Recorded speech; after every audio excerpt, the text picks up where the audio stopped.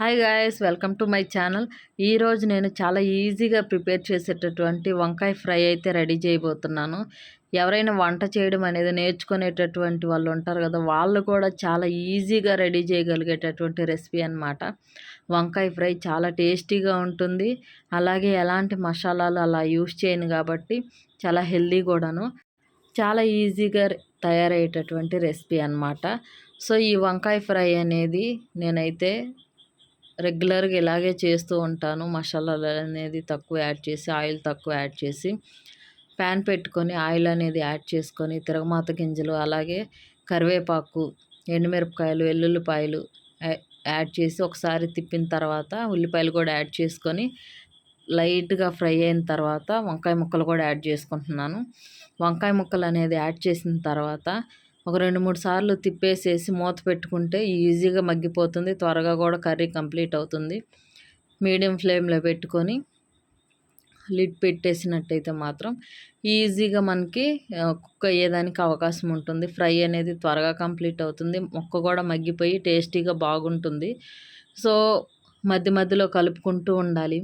అలాగే ప్రతి ఒక్కళ్ళు కూడా వంట చేస్తూ ఉంటారు. కొంతమంది చాలా ఈజీగా ప్రిపేర్ చేస్తూ ఉంటారు. కొంతమంది ఎంత కష్టపడి ప్రిపేర్ చేసినా సరే టేస్ట్ అనేది రాదనమాట. ఎక్కువ ఎక్కువ మసాలాలు అనేది యూస్ చేసి ఆరోగ్యం పాడు చేసుకొని గ్యాస్ట్రిక్ ప్రాబ్లంతో ఇబ్బంది పడడం, డైజెషన్ ప్రాబ్లంతో ఇబ్బంది పడడం, అలాంటి వాటికన్నా చాలా చాలా ఈజీగా ప్రిపేర్ చేసుకునేటటువంటి రెసిపీస్ అయితే నేనైతే మీ అందరికీ షేర్ చేయాలని అనుకుంటున్నాను.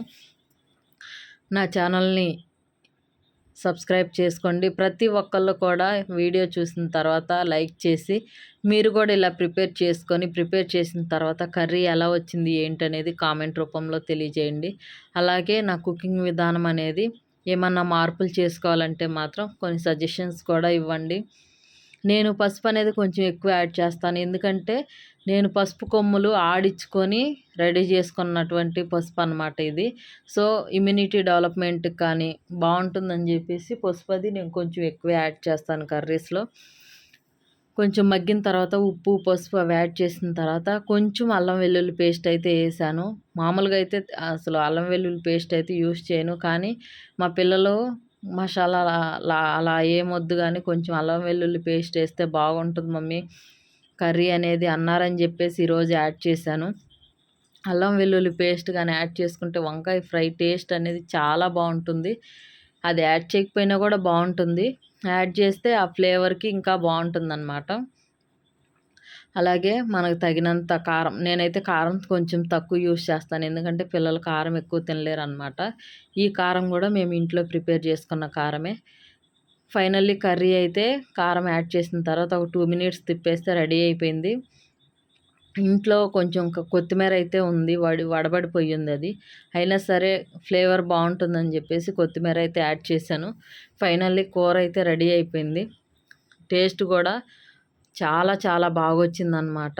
సో ప్లీజ్ లైక్ చేయండి. మీరు కూడా రెడీ చేసుకొని టేస్ట్ ఎలా ఉందనేది మీరు చూసుకొని ఒకసారి కామెంట్ పెట్టండి ఎలా వచ్చింది అనేది. అలాగే ప్లీజ్ సపోర్ట్ చేయండి. Thank you so much.